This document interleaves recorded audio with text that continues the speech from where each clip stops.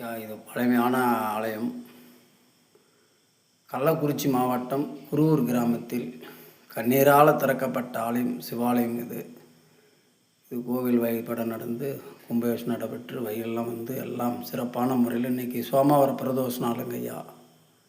ஈசனே எம்பெருமானே கைலாயநாதனே ஓம் நமச்சிவாய நம சிவா. திருச்சிற்றம்பலம்.